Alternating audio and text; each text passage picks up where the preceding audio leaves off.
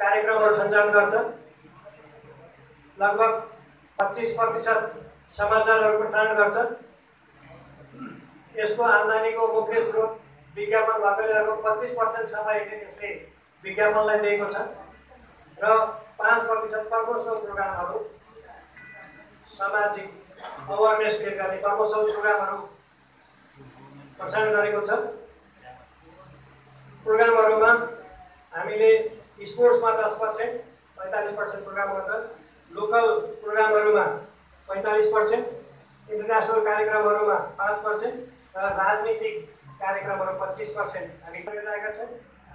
कार्यक्रम रेडियोबाट सञ्चालन हुने सम्पूर्ण कार्यक्रमहरू अधिकांश भनौँ अलमोस्ट 85-90% चाहिँ हामी आफै उत्पादन गर्छौँ र अरू रेडियोलाई पनि हामीले यसलाई वितरण गरेर प्रकाशन गर्न सहयोग गर्छौँ।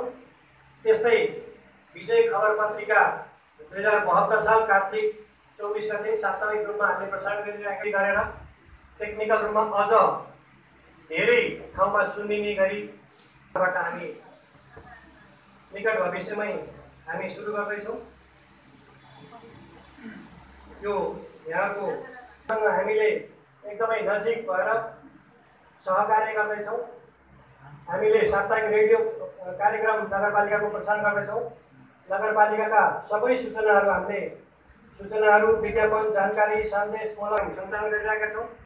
हामीले नगरपालिकाको कार्यक्रमहरूलाई विशेष प्राथमिकता दिएर नगरपालिकाले सञ्चालन गरेका सकारात्मक प्रत्येक कामहरूलाई प्रोत्साहन गर्ने कामहरूलाई विजय खबर पत्रिकाले प्राथमिकता दिएर प्रसारण गरिएको छ।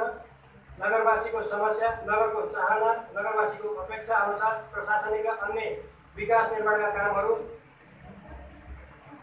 सकेसम्म छिटो होस् उद्देश्यले पारदर्शिता र जवाबदेहिताका साथ झकझगाउने काम पनि राम्रो खबर पत्रिकामा हामी गर्दै आएका छौँ।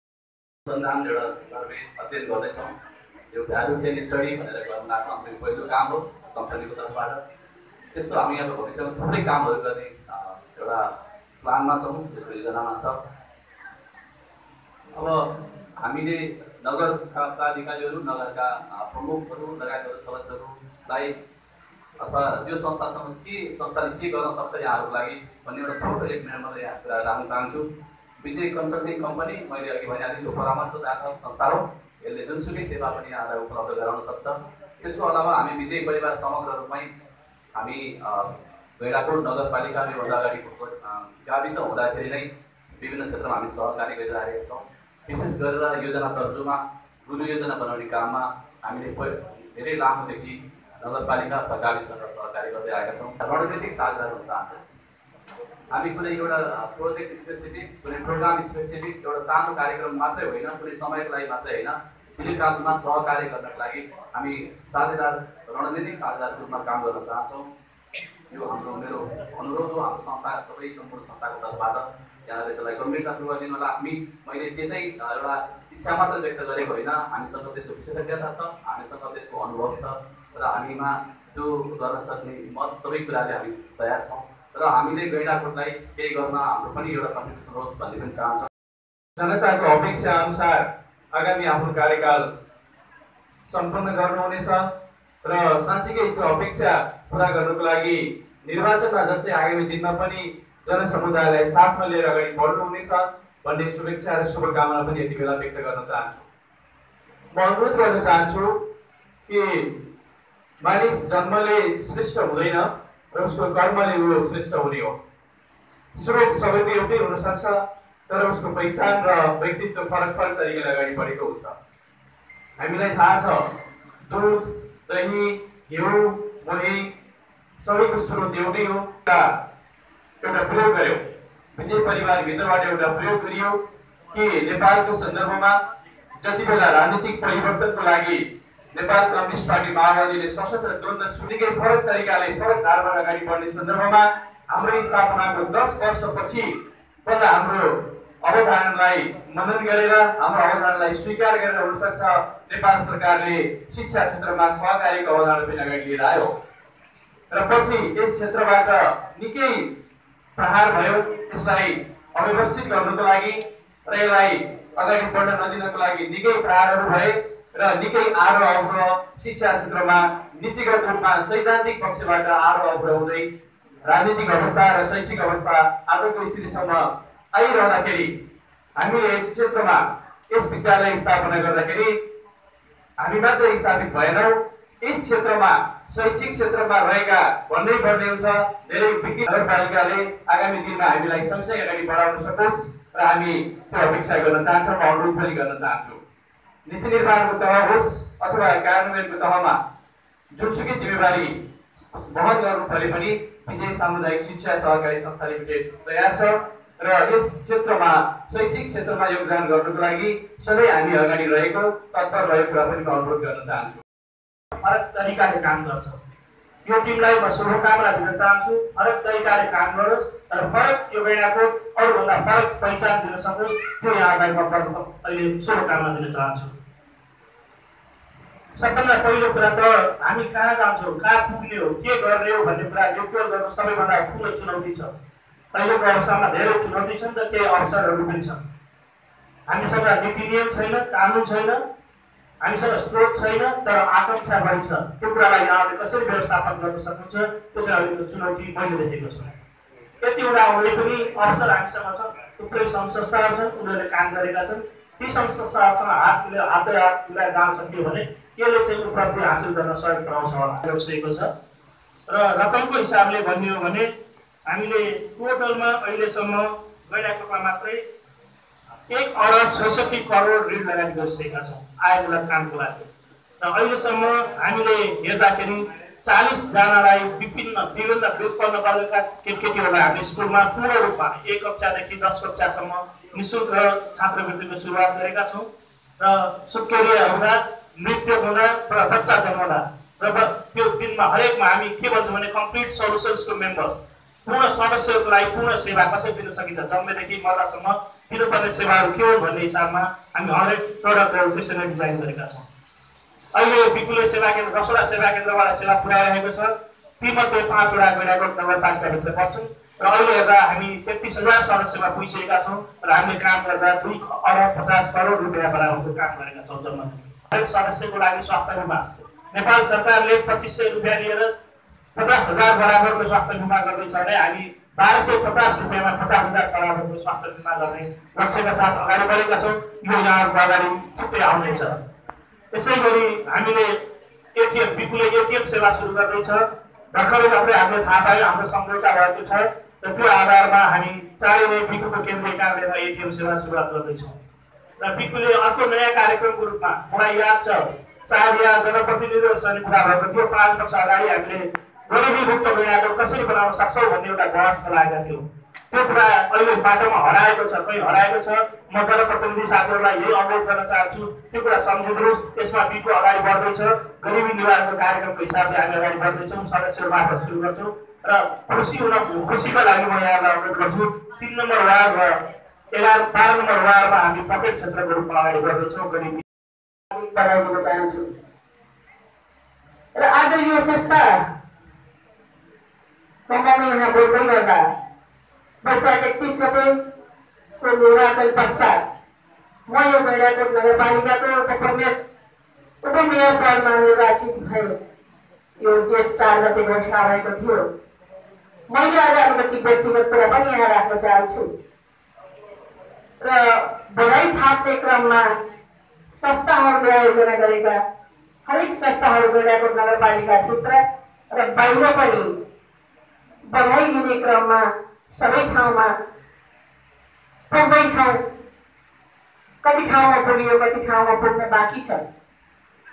तर आज यो ठाउँमा उभिएर बोल्दै गर्दा म अलिकति स्तब्ध छु, किनभने मेरो कर्मफल यही हो। मैले 2047 सालमा विजय विकास स्रोत केन्द्रको सदस्यता लिएँ र यहाँका यी सबै संस्थाहरूसँग म आबद्ध छु।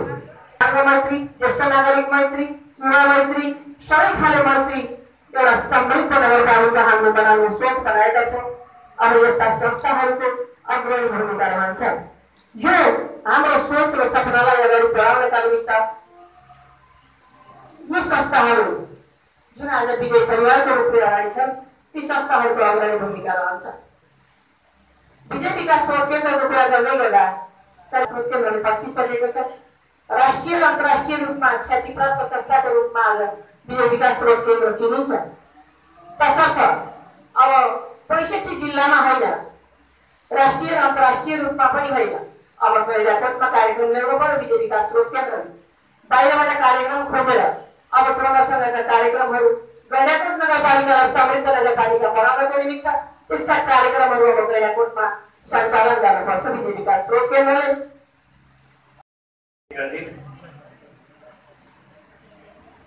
विजय परिवारसँग आबद्ध 6वटा संस्थाद्वारा आयोजित शुभकामना तथा बधाई समारोहका अध्यक्ष एवं भर्खर मात्र राज्यद्वारा सरकारी बोर्डमा नियुक्त हुनुभएका यस समारोहका अध्यक्ष शिवराज सापकोटाज्यू, नगरपालिकाको परिषद सदस्य लगायत यो कार्यक्रम आयोजकको टिम तर्फबाट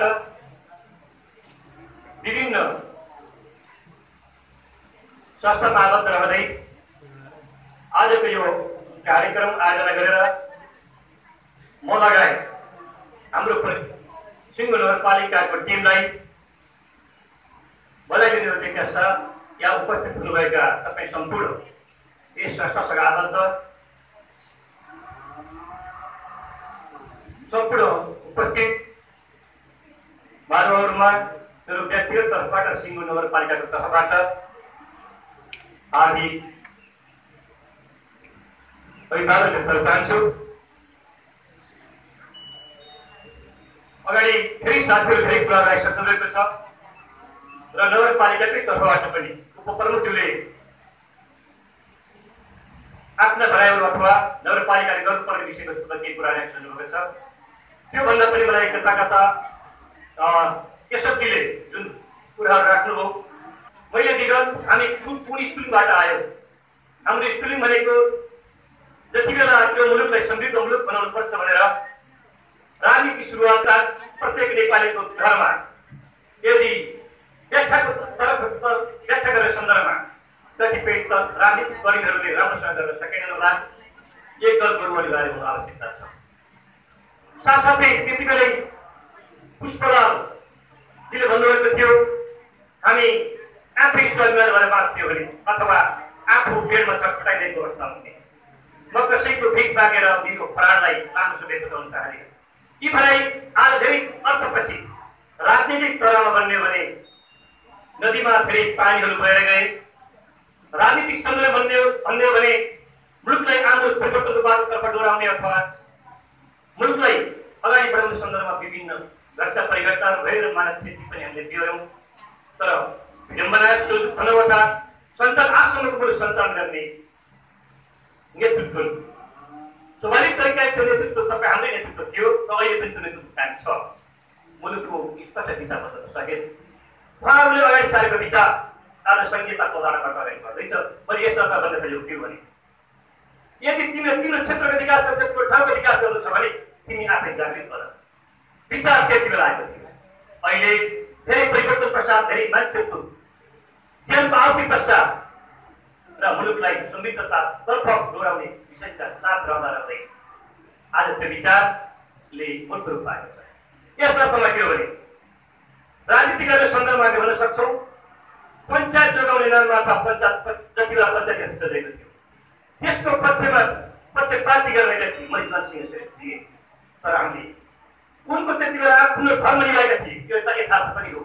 तर उनको अन्तर अथवा उनले आफ्नो त्याग अथवा आफ्नो मृत्यु हुने अवस्थामा मलाई लाग्छ यो मुलुकमा रहेका न त पञ्चायती व्यवस्थाको पक्षमा हिँड्ने मान्छेहरूले उनको पक्षमा शिर निभाए, अरू हामी त्यसको विरुद्धमा थियो यसपालिको। तर मैले भन्न जोड्न खोजेको विषय के भने लामो समयको अन्तरालपछि स्थानीय तहको निर्वाचन भएको छ, आकाङ्क्षाहरू धेरै छ र हामीमा पनि अनुभवको कमी छ। यथार्थ हो, हामी एउटा पिछाडि रहेका छौँ।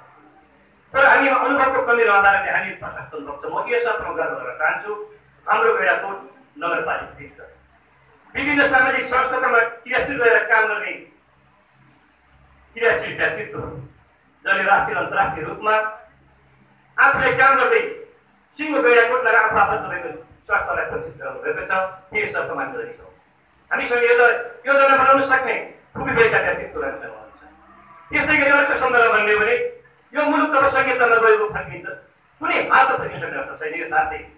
तर त्यसै आधार भन्ने पनि हामी 4 नम्बर प्रदेशमा छौँ। हामीसँग साधन हामीसँग मात्र म इच्छा शक्ति बाँकी छ। मैले अगाडि पनि भने जति बेला पुष्पलाल र बिपीले अगाडि सारेका चिन्तन अगाडि सारिएको हुन्थ्यो भने मलाई लाग्छ यो मुलुकमा कुनै जनयुद्धको विचार गर्नु र त्यो जनयुद्धको नाममा हामी करिब 60 वर्ष पछाडि पर्ने अवस्था बनाउने थिए। सही दिशाबोधतिर हिँडेका साथ अथवा गन्तव्यको गन्तव्य के हो भन्ने मृत्यु नगरिकन अगाडि बढ्यो भने हामी स्थिति त्यतातर्फ गर्न सक्छौँ। त्यस अर्थमा मैले के भन्न चाहन्छु भने हामीसँग रहेको बौद्धिक जनाव, हामीसँग राष्ट्रिय र अन्तर्राष्ट्रिय रूपमा तपाईँहरूले खेलेको भूमिका यो नगरपालिकाले खोजिरहेको छ। योजना बनाउन तल खोजेको छ, यसको नीति निर्माण तल खोजेको छ र हामीलाई घचाउनु पर्ने आज तपाईँहरूको दायित्व। यस अर्थमा मैले भन्ने गरेको छु, हामी म लगायतको मेरो टिम 95 जनाको टिम, यो टिम गैराको वार्ड नम्बर 1 देखि 18 सम्मको टिम हो। यो टिम आफ्ना घरका आमा बाबुबाट जन्मेको टिम भनेर यो टिमले भन्न सुख पाउने छैन। यदि गैराकोटलाई संविकसित गैराकोट बनाउने भने यो टिम राजनीतिविहीन टिम हो यो नगरको विकासको लागि। यो टिम वार्ड नम्बर 1 देखि 18 सम्म रहेका आमा बुवाहरू हाम्रा हुन्, ती भाइ बहिनीहरू हाम्रा हुन्, ती सन्तान हाम्रा हुन् र हिँड्ने टिम हो। यस अर्थमा म भन्न चाहन्छु यो टिममा विचार विवेकको टिम हुन जरुरी छ। अहिले अधिकारको तहमा भन्ने भने हुनसक्छ अहिलेकै सन्दर्भमा तपाईँलाई थोरै विचार गरौँ। अहिले हाम्रो गैराकोट नगरपालिकामा राज्यले करिब 38 करोड बजेट विनियोजन गरेको छ भने राज्यले यो नगरपालिकालाई करिब 60 करोड बजेट विनियोजन गर्नु पर्थ्यो नि। तर 38 करोड बजेट विनियोजन गरिरहेको छ। हामीसँग अहिले सबैको क्रममा भन्ने शिक्षा स्वास्थ्य अहिले कार्यान्वयनले भराइसकेको छ। मलाई कतिपय वनका साथीहरूसँग सम्पर्क गरेर उहाँले भन्नुभयो, कतिपय कृषिका साथीहरूले मन्त्रालयको तहबाट भनिरहनु भएको छ, कतिपय कृषि पशुमा काम गर्ने साथीहरूले भनिरहनु भएको छ कि ती सम्पूर्ण निकायको जिम्मेवारी साउनपछि तपाईँहरू माथा आउँदैछ। 38वटा विद्यालय यस नगरपालिकाभित्र छन्। विद्यालयको अवस्था भनिरहेका छौँ, बाल मैत्री वाता मैत्री विद्यालय बनाउने भनेर अभियान चलाइरहेका छौँ। हेर्नुहोस् अहिलेको अवस्थामा हेर्नु भने प्रत्येक विद्यालय यदि सुधारको तल राम्रोतर्फ लगाइदियो भने मैले सामुदायिक विद्यालय कुरो गर्दैछु। सामुदायिक विद्यालयलाई एउटा विद्यालयलाई बाल मैत्री विद्यालयको रूपमा अपाङ्ग मैत्री विद्यालयको रूपमा गर्ने भने 1 करोड बजेट गरी कुनै विद्यालय सम्पन्न हुन सक्छ छैन। हाम्रो अवस्था यो छ। आफ्नो जान सकिन भने म राजनीतिक जीवनमा सन्यास लिन्छु भनेको थिएँ। त्यो यथार्थ पनि हो। यदि काम गर्न सकिँदैन भने पुनः बसिरहन्छ दिन्छ। यस अर्थमा मैले विचारविहीन टिमको रूपमा रहनुपर्छ भनेको विचारविहीन टिमको रूपमा रहेर आधार यसरी प्रकट गरेको र म तपाईँहरूसँग प्रतिबद्धता साथ गर्न चाहन्छु। साँच्चै भन्ने भने आज तपाईँहरूले गरेको कार्यक्रममा यो कार्यक्रममा यहाँ उपस्थित रमाएका मेरा सम्पूर्ण साथीहरू हेर्ने भने एउटा परिषदको रूपमा रहेको छ। म तपाईँहरूसँग प्रतिबद्धता व्यक्त गर्न चाहन्छु। म आफ्नो विचारको लहरमा चल्दैदाखेरि म विचारहरू चल्दैन। तपाईँहरू देशहरू हेर्नको लागि म अनुरोध गर्न चाहन्छु र मैले बारम्बार भन्ने गरेको छु। अब हामी यो गैराकोटलाई सबै गैराकोट बनाउन के गर्ने, यहाँ रहेका बौद्धिक जमातहरूको सदुपयोग गर्ने, यहाँ यस क्षेत्रमा राष्ट्रिय अन्तर्राष्ट्रिय रूपमा चिनेका संस्थाहरूले ल्याएको प्लानलाई हामीले किन स्वीकार नगर्ने? प्लानलाई स्वतः स्वीकार गर्नु जरुरी छ। यसको दीर्घकालीन प्लान बनाउनको लागि यहाँ रहनुभएका संस्था लगायत राष्ट्रिय योजना आयोग हुन सक्छ अथवा विदेशतिर रहनुभएका हिमालको रहेका हाम्रो साथीहरू हुन सक्छ। उनीहरूलाई स्वीकार प्लान किन नगर्ने? यस अर्थमा यदि राम्रो प्लान गराउन सक्यो भने हामीसँग अर्थाह छ। हामीसँग रहेको नारायणी नदी मात्र सदुपयोग गर्न सक्यौँ भने हामी धेरै आम्दानी गर्न सक्छौँ र यसलाई विकास गर्न सक्छौँ। त्यो आधार छ। हामीसँग बगेर गइरहेको कालीगण्डे त्यत्रो पानी छ, त्यो प्रोग्राम हामी अगाडि बढायौँ भने यहाँको विद्युत वितरणदेखि सिँचाइका समस्यादेखि रोजगारका समस्या अगाडि बढ्न सक्ने सम्भावना छ। हाम्रो नदी तटीय क्षेत्र प्रकृति क्षेत्रको विकास गर्न सक्ने सम्भावना छ। त्यसतर्फ यो आजको कार्यक्रम बनाउनको साथीहरू तपाईँहरू राष्ट्रिय अन्तर्राष्ट्रिय पक्षमा पहुँच छ। विकास गर्न सक्छौँ। प्रत्येक देशमा प्रत्येक क्षेत्रमा विकास गर्न सक्छौँ। हामीसँग रहेका सम्भाव्यता खानीको उत्थान गर्न सक्छौँ। हामीसँग खानी पनि छ। भोलि जाने अहिलेको सन्दर्भमा भन्यो भने आज छलफलको चरणमा हिजो खानी उत्थानको अधिकार समेत नगरतहमा आइरहेको सन्दर्भमा अहिले प्रदेशतर्फ जाने कुराहरू छलफल चलिरहेका छन्। प्रदेशमा जाने मान्छे पनि अथवा प्रदेशको मन्त्री बन्ने अथवा मुख्यमन्त्री बन्ने मान्छे पनि तपाईँ हामी जस्तै हो। हामीलाई लाग्छ हाम्रो निर्णयलाई कार्यान्वयन गर्न, हाम्रो निर्णयलाई लागू गर्ने दायित्व तपाईँ हाम्रो यस अर्थमा खानी उत्तरदेखि विद्युतीकरणको सवालदेखि नारायणी तटबन्धन सहित किरिमालको विकास गर्न सक्छौँ। यस अर्थमा यी कामहरू सम्पन्न गर्दा हामी यो गैंडाकोटलाई विकसित गैंडाकोट बन्न सक्छौँ र यहाँ रोजगारपूर्ण गैंडाकोट बन्न सक्छौँ भन्ने उद्देश्य साथ म तपाईँहरूसँग बारम्बार साथ रहने प्रतिबद्धता व्यक्त गर्दै तपाईँहरूको साथ जहिलेसुकै रहिरहोस् र हामी एकाकार भएर अगाडि बढौँ भन्ने आफ्नो राख्दै यो कार्यक्रममा बोलाएर प्रमुख अतिथिता गण लगायत आफ्ना बडाइहरू राख्ने अवसर दिनुभयो। यसको लागि यो आज किन धन्यवाद आफ्नाबाटै टुङ्गो अर्थ धन्यवाद। नमस्कार। लागि भनेर हामीले कार्यक्रम आयोजना गऱ्यौँ। यो कार्यक्रममा हाम्रो आमन्त्रणलाई स्वीकार गरेर यहाँ पाल्नुहुने कार्यक्रमका प्रमुख अतिथि यस गैंडाकोट नगरपालिकाका मेयर आदरणीय छत्रराज पौडेलज्यू, यस कार्यक्रमका विशिष्ट अतिथि यस गैंडाकोट नगरपालिकाका उपमेयर आदरणीय विष्णु कुमारी पाटिल सापकोटाज्यू, हाम्रो आमन्त्रणलाई स्वीकार गरेर यहाँ पाल्नुभएका सम्पूर्ण वडाका वडाध्यक्षज्यूहरू, यहाँहरूले बुझ्नु भएको छ हामीले संयुक्त रूपमा 6वटा संस्थाहरू एक आपसमा एउटै ब्यानरभित्र बसेर गरेका छौँ र यसको पछाडिको पृष्ठभूमि पनि यहाँहरूले बुझ्नु भएको छ। यो देश, यो मुलुक, यो स्थान, यो नगरपालिका यसको विकासको निम्ति एउटै मात्रै कुनै काम गरेर पुग्ने अवस्था छैन। हामी हर क्षेत्रमा, पूर्वाधारको क्षेत्रमा, शिक्षाको क्षेत्रमा, स्वास्थ्यको क्षेत्रमा, आर्थिक क्षेत्रमा, सामाजिक क्षेत्रमा, राजनीतिक चिन्तनको क्षेत्रमा हरेक हिसाबले हेर्ने हो भने हाम्रो थप प्रगति र विकास जरुरी छ। त्यसकै निम्ति हामीले संस्थाहरूको जन्मको पनि एउटा श्रृङ्खलै तयार गर्यौँ।